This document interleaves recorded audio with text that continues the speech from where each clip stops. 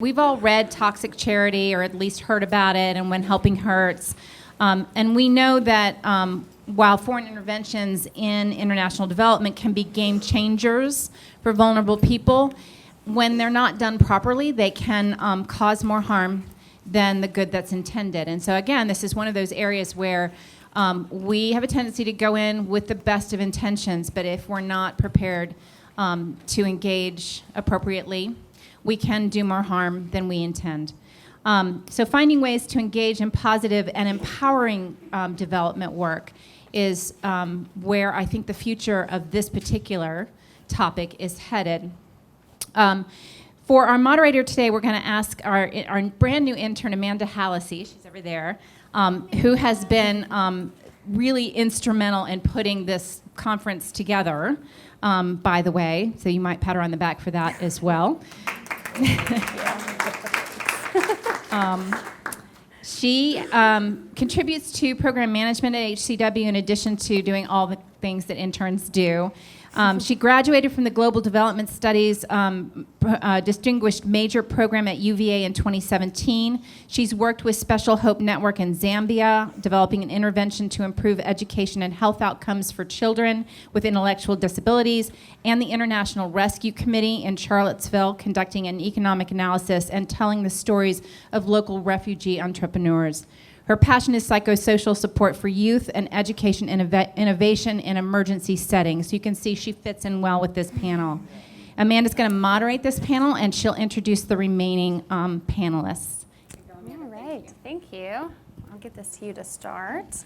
Great, we got a full panel today, so this should be fun. So I'm just going to jump right in, and we'll go a little bit out of order here, but we'll start with Lee. So we've got Lee Davis, who's the president of Living Hope International.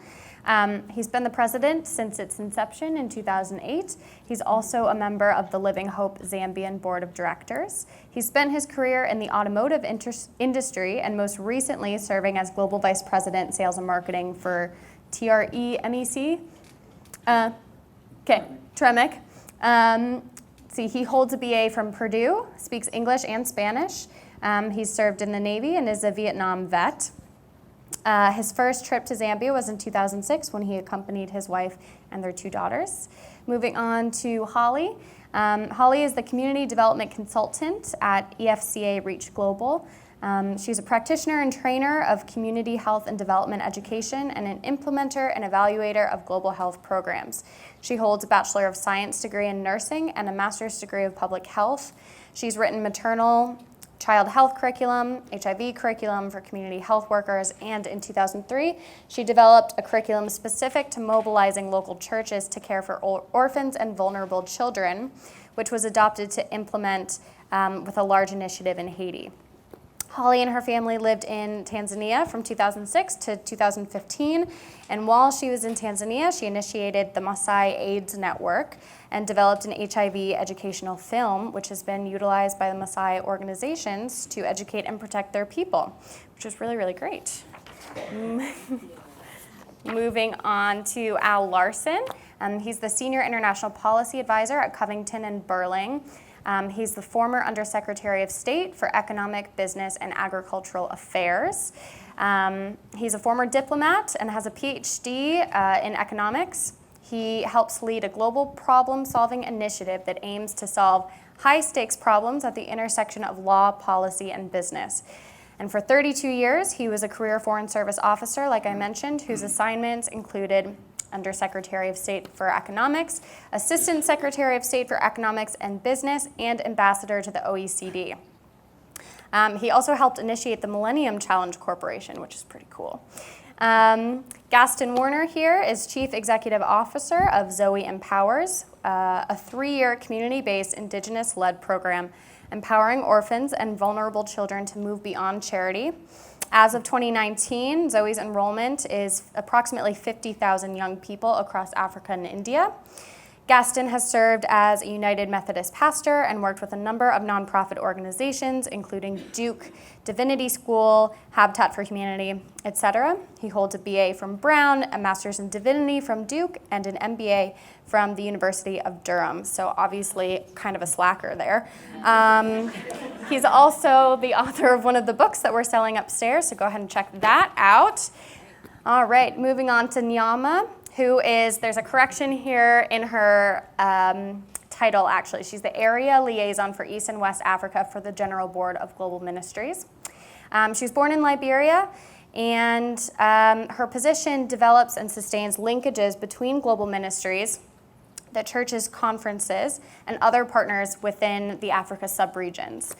She served as the country representative for the United Methodist Committee on Relief in Liberia, and she's worked as the grants officer in global ministries, as well as, additionally, the senior program manager for the Imagine No Malaria initiative. And her degrees come from Kedge Business School in France, as well as a BA in English and French from Stetson in Florida. She founded Sankofa in 2015, which in Liberia, where she currently resides. Okay, great. And last but not least, big panel, like I said, we've got Kepi Free, who is the Senior Director of Monitoring and Evaluation for the General Board of Global Ministries. So he's a Fulbright scholar. He is a trained applied economist and development professional with expertise in program planning, coordination, monitoring, evaluation, reporting. He has a PhD in agricultural economics from the University of Nebraska, and like I said, currently serves as Senior Director of Monitoring and Evaluation for Global Ministries. Previously, he served as Monitoring and Evaluation Specialist for 2 World Bank-funded projects in Sierra Leone, and a Senior Lecturer at Jala University. And prior to that, he was a Program Officer for the Buffett Foundation, where he managed the African and U.S. research grant portfolios. So with all of that being said, let's go ahead and get started with our questions. So just our first question to kind of kick everyone off here. Sorry?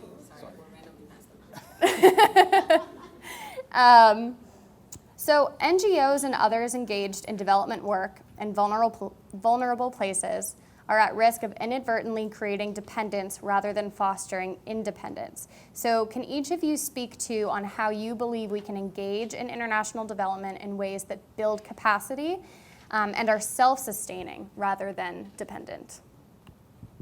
Sure. I have the mic, so I guess I'll start off. Kind of quickly, I work for Zoe Empowers, and Zoe Empowers began its life in 2004 as a relief it was supposed to be a Christian relief outreach to AIDS orphans left behind in the wake of that pandemic. And it did all the normal relief things, and it had no sustainability whatsoever. And it bounced along quite happily with increasing funding in that kind of environment. In 2007, they had this overage of funding, and they didn't know what to do with it because it was given for this emergency, and so they didn't want it to sit in the bank, but they knew if they put it out there, the money would just evaporate and have no real effect. So they said, we're just going to put out word that we're looking for something truly effective and sustainable working with orphans and vulnerable children.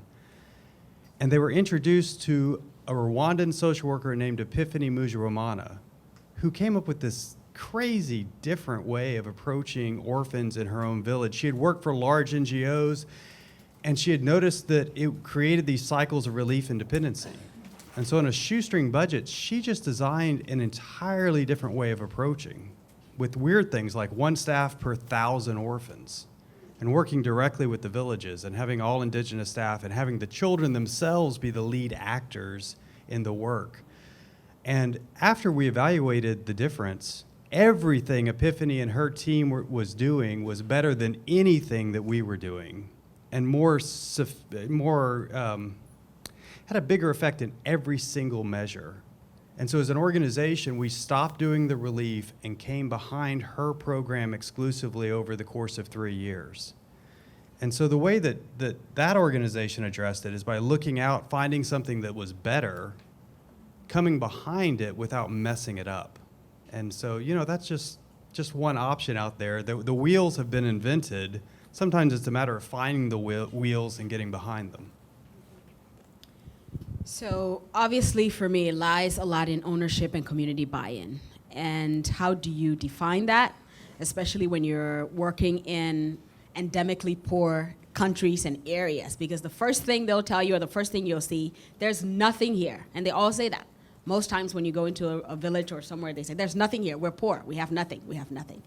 And it's not necessarily true. And it all lies in quantifying contributions beyond monetary currencies. And I think that's the mistake we tend to make when we're coming from the development mindset. We think if they don't have money, if they seem to be below the poverty line, that means there's nothing here. But that is absolutely one of the worst statements you could make. And so helping to work with them and guide them through local resource mapping, and I don't want to go too deep into everything because you have a lot of professors on here who are going to expand even more, will begin to help not only the community realize their potential, but you get sustainability when they feel like they own that project. They feel they're bringing something to the table, and they also can keep their pride and dignity. And I don't think we realize that as much coming from a Western perspective, how much that means in developing countries. This idea of saving face, having your pride and dignity, going through something. You can receive aid, and they may be happy instantaneously that you pay their child's school fees. But imagine what a father has to feel like knowing that he could not even afford to pay his child's tuition. And it's not necessarily an easy thing to stand in front of his wife or stay with that family. And so you have so many of these issues that are compounding because communities need a longer and deeper level of engagement in partnership to help map out what they have to contribute and help them realize that actually you're poor in certain areas. You may be resource poor in this area, but actually you're rich in this other context. Building what Nymar just said, we started on a culture path a couple years ago called honor shame. It was a new way of looking at cultures, and that's what just she was talking about is not shaming the father, right? So the key for us was communication. We started from the very beginning that the more we communicate up front, the better it's going to be. So we established our boards in the United States and immediately established our board in Zambia at the same time. And so we got the boards together to talk about what it is we wanted to achieve. We always had the idea that it was going to be an orphanage, and like all the discussions this morning, Living Hope runs an orphanage in Zambia for vulnerable children. But we got together with the locals in Zambia and asked them, what would it look like? And in the long story short, we acquired land from an African chief, a tribal chief. He didn't have a lot of money, a lot of possessions, but he said, we have land, and I want to help my people. So our goal was to take this land and convert it into a way that we would help the people, not hurt them. And so we ended up acquiring 50 acres of land to build a campus on, but also to have about 30 acres of land to have an agricultural crop. We had no idea what the crop was going to be until after we actually acquired the land and found out that, we're in the coffee belt. And coffee is the second most traded commodity in the world behind petroleum. Now, the idea is that we had to have a method to get the coffee to market, and selling it local in Africa is not going to be profitable. So the story went on that we developed this whole chain through to the United States to sell coffee, and I'll share more with that with you later. Great, thank you. Well, Yamas there is singing my song, really looking at communities and what they have and what their ideas are. Those problems, when we look at communities, those are their problems. They're their children. They're their issues, and they have really good ideas. People have really good ideas, and it's not necessarily coming with our ideas, but allowing people to have the opportunity to discuss and be empowered themselves. The way education is often done is that the teacher gives the information, the students write it down, and then they regurgitate that information. And so a lot of people in their way of learning and their way of doing is by listening to somebody else's idea and aligning with that. And the way that has been very effective for us is to really begin allowing people to have their own ideas, engaging them in a process where they're the experts in their place. They know what the issue is. They choose what the issue is. They come up with solutions for what the issue is. And there are resources that people can find within their own places. Did you know that termite mounds really make awesome chicken food? Did you know that papaya leaves if you make papaya tea, it prevents malaria? There are many, many resources that we as outsiders do not see, that the insiders that are there for people to have. It's crippling to think that we have nothing, therefore we can do nothing. And our methods are really to say, you have something God provided. As followers of Jesus, followers of God, we know that God provided what we need to have healthy lives, healthy, fulfilling lives everywhere on the planet. He didn't leave anybody out. And if we look at what he provided during creation, it's still there. He made the ocean, he made the dirt, he made the trees, he made the plants, he made the sun, he made everything that we need to have a healthy and fulfilling life. And it's still there. And often it's our perspective. And so really trying to help people to be able to identify their solutions to the problem and then the resources that they have. And in that way, it becomes self-sustaining because it was never our idea or our problem in the first place. And so we don't just have them come alongside us, but we actually come alongside their idea. And so because that's where the ownership lies. Terrific. There's a lot of common themes, I think, emerging. The two concepts I want to just say a few words about are self-help and dialogue. I first got involved in this kind of work almost 50 years ago when I was a teacher at a self-help school, a Harambee school in Kenya.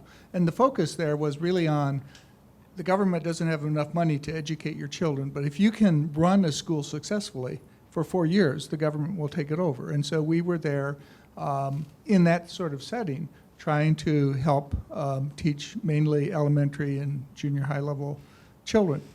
When I became a diplomat in the tiny post that we had in Sierra Leone, West Africa, one of my many jobs was to run the ambassador self-help program. And there, the idea was that a village might not think they had much, but if they had willing labor, local materials, and a desire to do something developmental, we would assist them by buying things that were imported. And these were often projects that the community developed with some input and help from a Peace Corps volunteer or a missionary. And those were great projects, even though they were very, very small. When I was able, much later in my career, to work on some new development ideas, one of the things we tried to do with the Millennium Challenge Corporation was to build some of these notions into the structure of a major government program. How can we focus on countries that are trying their best to do their best for their people? How can we dialogue with them about what their needs are, not tell them, here is what the U.S. Congress has on offer, so pick from this menu, please. And it was also to make a durable, longer-term effort to development without an off-on spigot. Wasn't a perfect program, still isn't, but I think it was an effort to try to do things, do good things well. On the dialogue thing, I mentioned that as a component in this MCC. I'm on the board of Helping Children Worldwide, and I think one of the things we're trying hard to do better is that. We have moved from a residential child care program to a program that helps children in families. We're able to influence a lot more lives that way than we could through an orphanage or residential program. We need to figure out how to do it better. We have a hospital, but we are moving to try to bring improved care to nearby villages. But first, not by telling them what they need, but trying to have a process where we can help understand what they perceive to be their greatest needs. And so all of this has been a journey for us at Helping Children Worldwide, and I think we all are learning so much from the conversations we have going on today. All right, thank you very much. So most of what I'm going to say is going to be buttressing what my fellow panelists have already said. I see this topic very differently because of my background. I'm working with different organizations at the NGO level, but also with donor organizations, and sometimes also a beneficiary. So it's depending on which lens or where I stand, I see the issue very differently. And it's very important that as NGOs, we understand the different perspectives that are involved. Clearly, aid has been around for a while. This isn't new. There have been several conversations around how can we carry out aid without making sure that we are making these communities dependent upon aid. I think there has to be a deliberate shift of the model. Are we developing proposals? Are we coming up with interventions? Are we coming up with programs to suit the needs of the donor? Or are we developing these programs or coming up with programs that meet the needs of our beneficiaries? In the middle, that's where NGOs stand. Some NGOs are developing enterprise models that, yes, the fundraising arm is great, so there's a constant flow of funding, but then when it comes to what happens on the ground, it is absolutely very different. I think there has to be a shift in mindset. Is our programming or the programs to develop driven by what the donors want to see, or is it driven by the needs of the people? I think that is absolutely very critical. I'll also say something about the ownership problem. I mean, this is a very important issue. For years, in the country where I come from, Sierra Leone, we've had millions of dollars spent on development programs, starting with a field agent where I worked for different NGOs implementing aid development programs in these communities. The issue of sustainability is critical. So ownership is key to whatever kind of intervention you're doing at the community level. When you leave the community, you want to make sure that within that structure, there is within the community, when these services or when these infrastructure break, there are local ways they can generate revenue to run them. We often implement, and sometimes we leave. And then you go to these communities, 1 year or 6 months after we've left, they're all dead. While we send a beautiful story, a beautiful report to our donors, we've done a perfect job, hence give us more money. So I think there has to be a deliberate mindset to shift from, yes, we've met our donors' requirement, but then let's get ourselves out of business. Let's take community after community. Let's make sure we meet their needs. Absolutely, the issue of community engagement is critical. From proposal development, what are the needs of the people? Shouldn't be what somebody else's think. Because one thing that happens in one country may not necessarily happen in another country. Within the same country, what works in one region may not necessarily work in another region. Sometimes we sit and do a proposal and say, yes, I'm going to build water wells in 10 communities in Sierra Leone. But a water well being dug in one country, one community, is very different from the way water wells being dug in another country. Needs of the people are different. Don't develop proposals based on the needs of the donors. Go to the communities. There's a hierarchy of needs.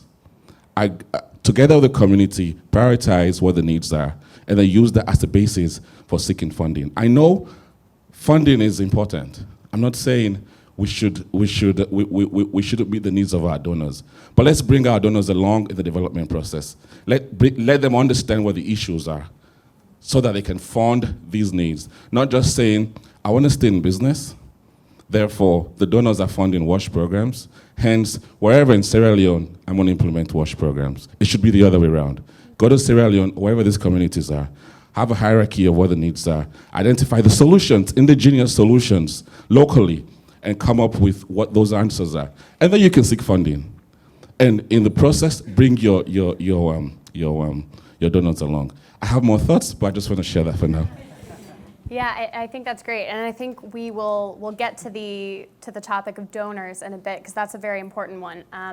But just piggybacking off of Holly's comment, I just want to do a quick plug. The people in this room would probably be very interested in a book called Reverse Innovation. It's one of my favorite books ever, and it chronicles all of these innovations that started in the developing world, the global south, and were then adopted and commercialized by the global north.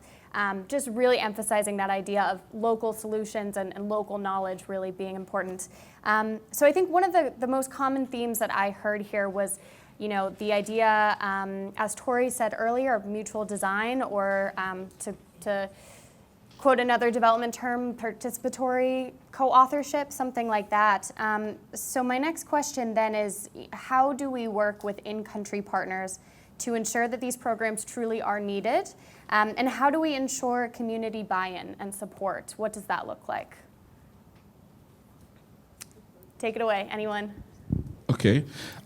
Clearly, it's very important that you have community buy-in, but you cannot have community buy-in when you've already figured out the solution and you're here to solve the problem.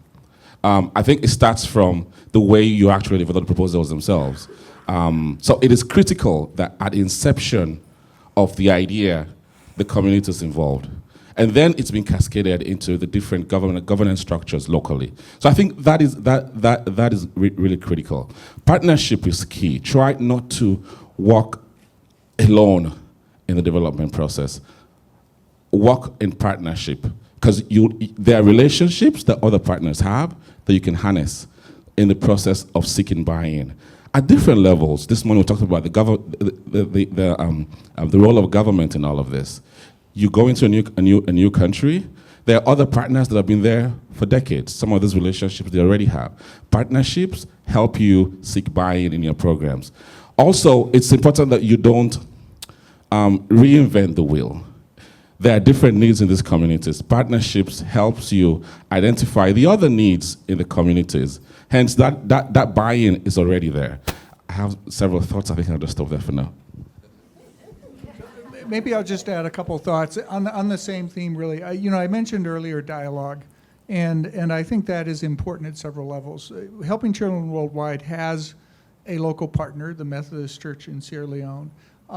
We're trying to do a better job of being partners with the government, which directs development policy. We're trying, when we're moving into villages, to have that sort of dialogue about what the needs really are and recognize that they may be perceived differently in one place than another.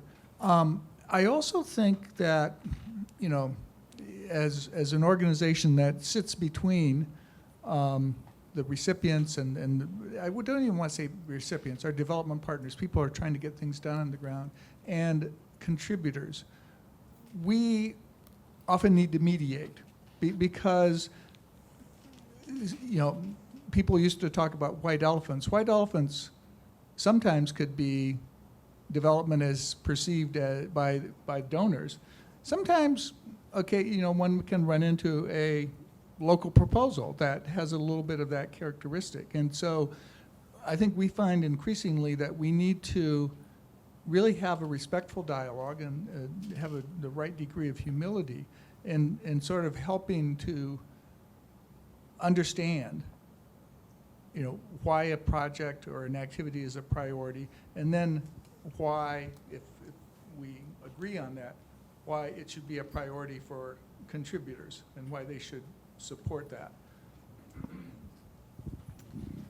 The way that we get buy-in is really to first do some survey type things. I would call them I'm working with a child sponsorship organization, and part of our work is doing a health assessment, including health behaviors assessment, where we're looking at hand washing and latrine use and garbage pits and mosquito nets and those kind of things, along with a health screening, which measures hemoglobins, heights, and weights, where we can look at kids on growth charts and look for stunting and wasting poor growth, that kind of thing.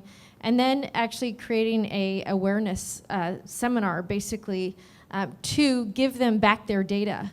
And then through giving them back their data, and we do other things such as the Child Status Index. I use that for this awareness seminar, Child Status Index. We might be using grades or missed school days.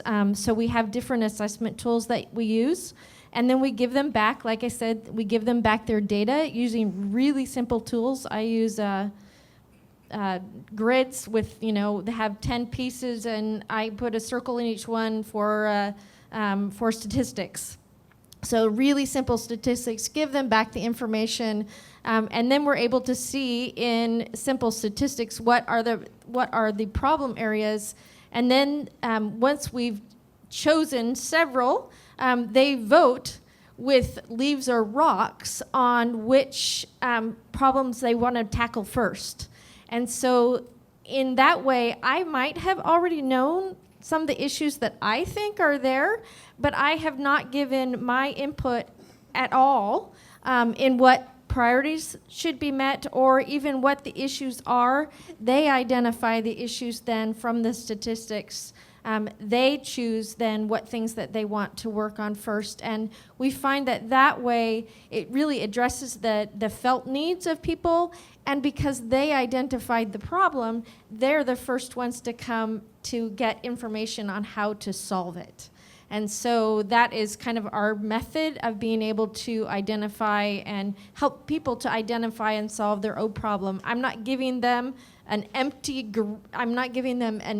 like you could pick anything in the whole world as your problem. We're actually giving pretty specific, but because information comes from them, they're motivated to engage in it. Following on with what Holly said, we as Americans can steamroll the other culture.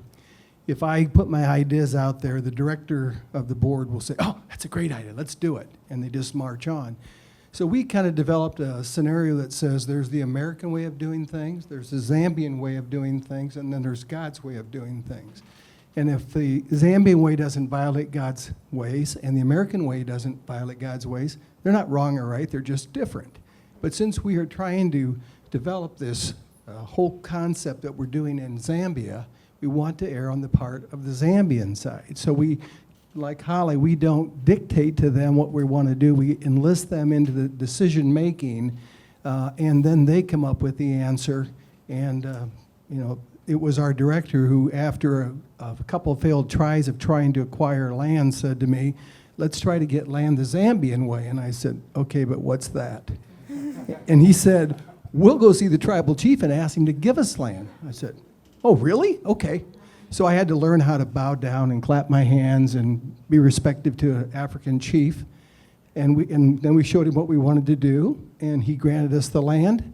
And it was the director of Zambia who said, "Hey, I want to take you on a walk down here and show you this thriving plantation that's a mile away." Turned out to be a coffee plantation. And so we got the idea, we can grow coffee here. So it was their ideas. We just kind of got behind them and let them take the lead. Thank you. And already earlier panels have touched on this word mindset. You really can't make changes and impact if you don't have a mindset shift. And I really believe people act out and live out what they truly believe about themselves. And we contribute towards that more than we know by either what we verbally say or what we're communicating without even verbally saying it. And I think one of the things, I was at a seminar last week and the pastor doing this said the first trick for your mind is to change your language if you want to change something about your life. So the idea that we even refer to one group as donor and the other group as recipient already establishes it. I mean, what else are you going to say if I know I'm a recipient? I know my job is to receive. And if you're the donor, I know your job is to give. So then what else are you asking of me again? I'm supposed to come and now start helping you do your job, which is to give me stuff.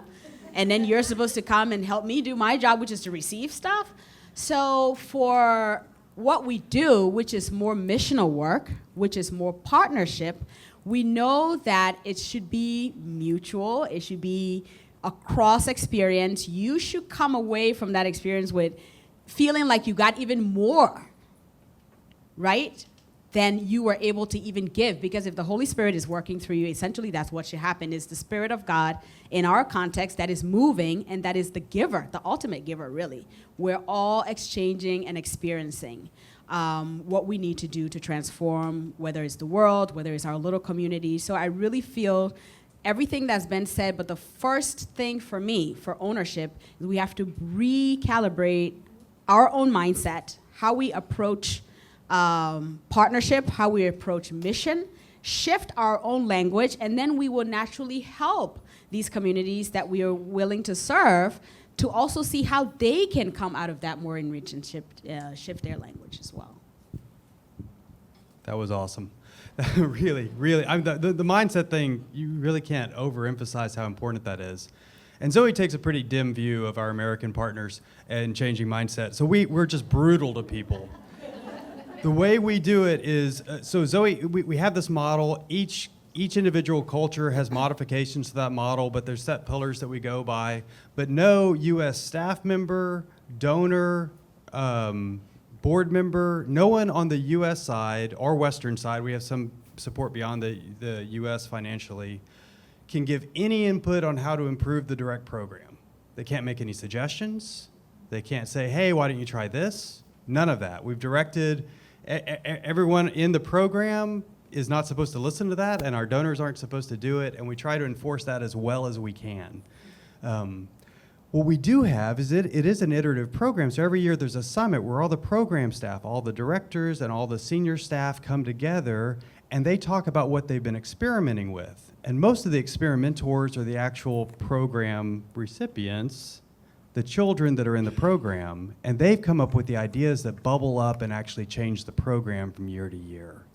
But other than that, we put a hard line, and we lose some ideas. The U.S. staff, we come up with 10, I'll say brilliant ideas every year that would transform the program. And 4 of them would probably really help it, and 6 of them would kill it. And we have no idea which are which. So we just put that hard line in the sand. We know we're sacrificing good ideas, but we know we're also avoiding landmines that we'd otherwise step on. And you're building something more sustainable because of it. Great.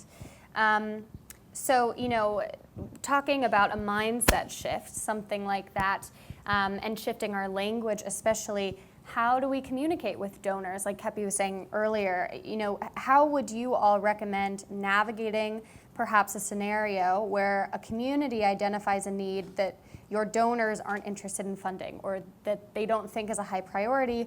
And then building off of that, how do you communicate and change that language and that conversation in communicating with the donors, the importance of funding essential needs versus the more attractive potentially option?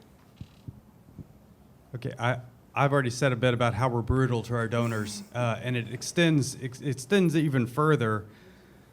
So what we do with the donors, and most of the donors that are attracted to our program are attracted because they want to see return on investment. They want to see results-oriented impact. And so a lot of our donors right from the get-go are involved in that. Even in our literature, we don't have any starving kids on a trash heap. That's very effective in tugging with the heartstrings, but that's not what we want. All of our children that are pictured in our program or on our videos, we want, if that child saw that video in the context of their support group, would they be proud of it? And that's all we send out. And so even visually, we're trying to underline with our donors and financial supporters what that means. We're also trying to get across this idea of mutuality. What do the people who are financially supporting have to receive from the orphans in the program? And the orphans can teach them about faith that you can feel deeply even if you're struggling in life. They can teach them what it means to trust in God in the wilderness. They can teach them what community means and what being able to be resilient and coming up means. They can teach about forgiveness when you've been the subject of awful brutality. The things that our orphans can teach the American churches that support them would transform the American churches. And so we try to underline all that kind of mutuality in very concrete ways with specific stories that can be sermon illustrations or VBS examples or just used in Sunday schools. And so all those pieces kind of come together, and just being strict about it. Our donors don't mind being told no. That was a surprise to me. If someone gives us money and says, I'll give you this money, I'll give you $1 million if you do this project, our answer is absolutely not. We can't even consider that. And because and we've never had the person then withdraw the $1 million. Now, it might happen, but they've always respected why we stood on that hill and were willing to die on it if necessary.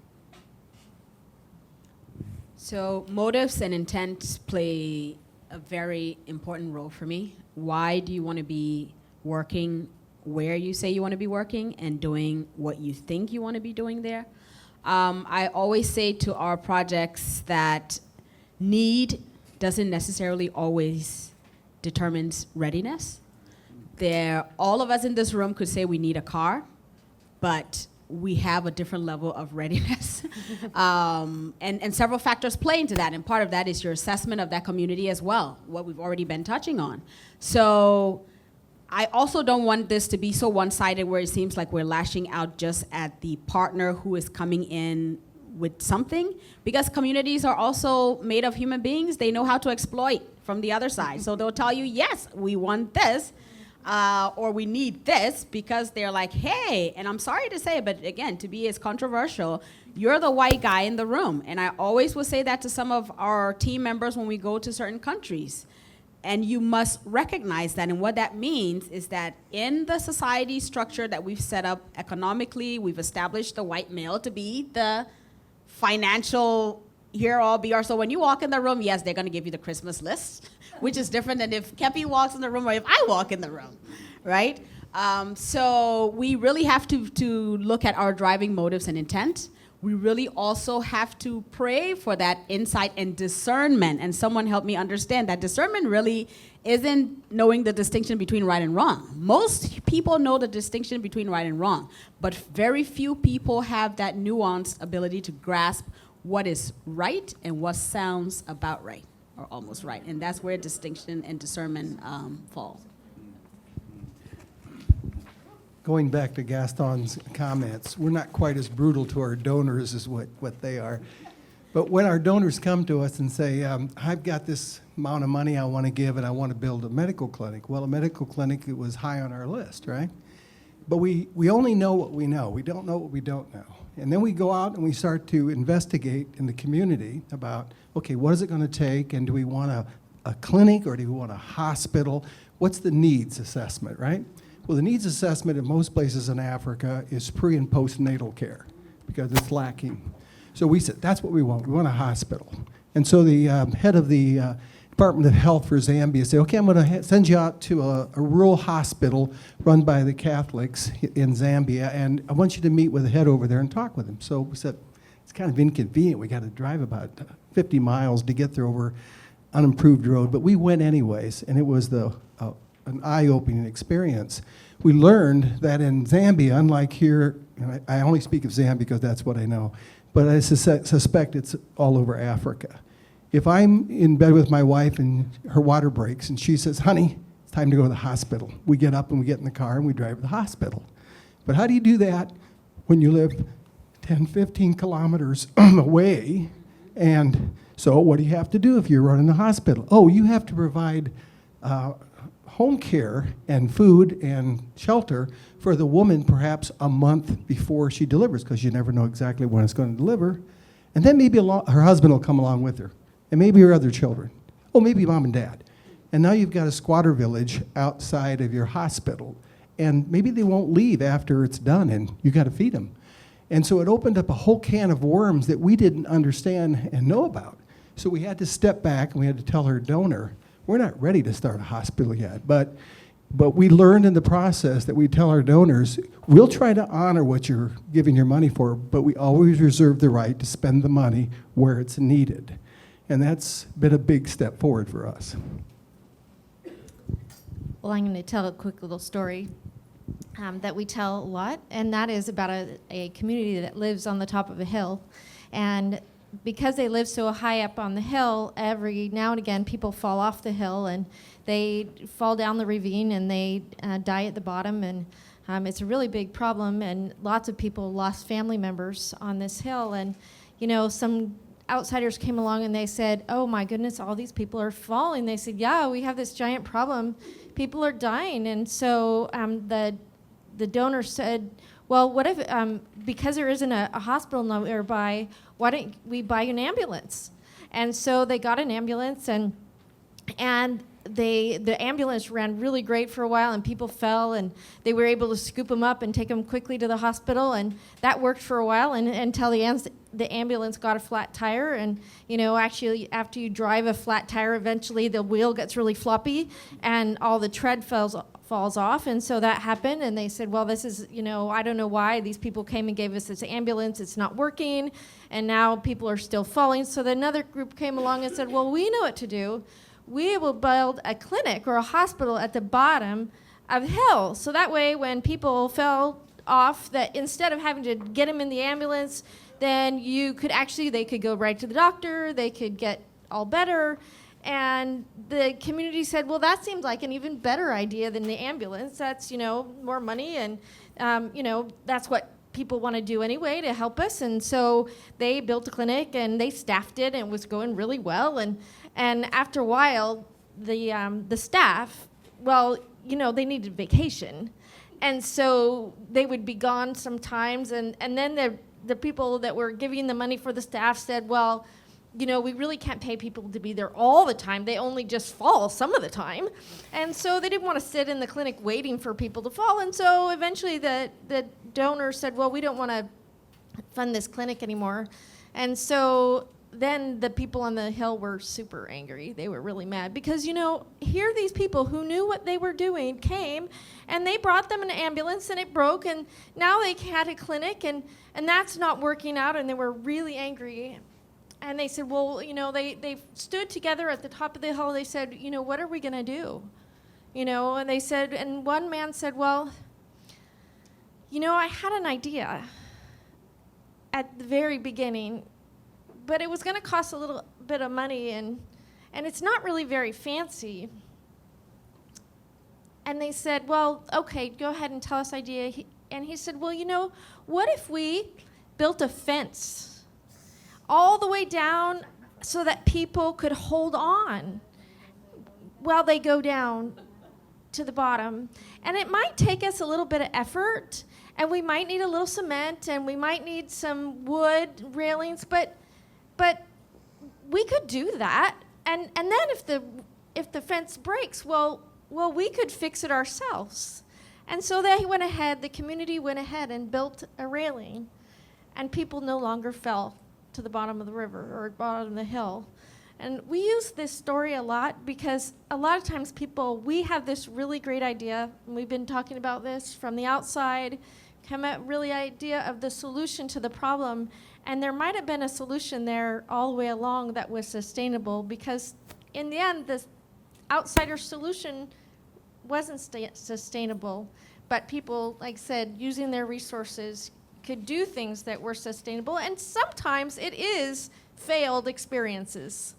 And I think it's okay to talk about with the community what are ideas that people have had that have failed. Because sometimes it's in failing that we come up with a better solution. And people recognize now they've been left. They kind of like, okay, well, now we need to come up with our own thing. And so it really is okay. That process is okay. I'm not mad at the person who did the ambulance because, that was a good idea, and they built a clinic. That was a good idea. I'm a nurse. I like that, but there are ideas. And I just, like to leave people with that kind of thinking process of how do we help people come up with their own ideas. Thank you so much, because your story really illustrates in pictures what I wanted to say, so thank you. We had a great talk at lunch about the importance of using both our hearts and our head. And I think that's true in our conversations with both development partners and with contributors financially. And it often expresses itself in the distinction between things and services, between cures and prevention. things, because sometimes local communities or sometimes donors really focus on the thing that will solve the problem, the ambulance, the clinic. And what is really needed is a service like training or something very practical like the fence. Sometimes in conversations with either development partners or donors, there's a focus on the cure, how the clinic that's going to cure the people. It's harder sometimes to imagine the benefits of prevention. And I think that's where data and narratives come in. Data, because it appeals to the person who wants the figures and wants to see what is being accomplished with the money that is being spent. That's good, nothing bad about that. But there's also the narrative, the helping sometimes both the villagers and financial contributors visualize the benefits of bed nets that prevent malaria rather than drugs that cure malaria, or the benefits of safe drinking water that prevent diseases rather than cure diseases. And I think that's part of the dialogue that we're all involved in. So thank you very much. Also related to what he just said, I want to talk about the role that data has to play in convincing people that want to fund projects. Absolutely, the intentions are great. People that give out funds always have good intentions. It's mainly to help save lives and make the world a better place. However, as NGOs and development practitioners, we have a responsibility to inform them of the best ways of doing this. Now, when you engage these communities, you find out that there are specific needs for which you don't have funding for. We often have non-designated funds or other sources where we can carry out pilots. So pilots have a very good role in creating a body of work that either proves or disproves a possible interventions. I think we should constantly have these kind of initiatives in our programs, such that when a donor approaches you and say, hey, this is what I'm thinking about, you kind of already have a body of work that kind of approves of the best way of doing it. Data has its own way too, because I work in monitoring and evaluation, and I help build systems to track performance of programs. When you have a body of data, we have a lot of data for specific issues and the work you do. When donors approach you, you always have best practices that are localized that can help you direct funding. So those are the two main things I wanted to say related to your question. However, being the last speaker, I wanted to throw in another issue. We do have just a couple minutes left, but I don't want to cut you off, so go ahead. Okay, very short. Household income levels are very critical for dependency. It has nothing to do with developing countries. Even in the US, if the household incomes are low, people always want aid. So as we think about our work in developing countries, yes, people want WASH, people want healthcare. But at the end of the day, for the intervention to be sustainable, household incomes will improve. That's one way that they can actually pay for the healthcare services that you provide. If income levels are low, absolutely, people are constantly going to want some more. In 1 second, thanks. Great. Just one comment to his point. Zambia, as probably a lot of other parts of Africa, is a collective society, not an individualistic society. We struggle with the idea because as we grow coffee, we're now getting to we've used all of our land, and we're going to co-op with our neighbors whose lands are adjacent to ours to improve their well-being and their income. But because it's a collective society, you raise their income, and all their relatives come and say, I want some, I want some, I want some. And now you've put that person in danger in some respects. So you've got to think through that process really well as you start to raise income levels. Great. All right. Thank you all so much. It's been a great panel.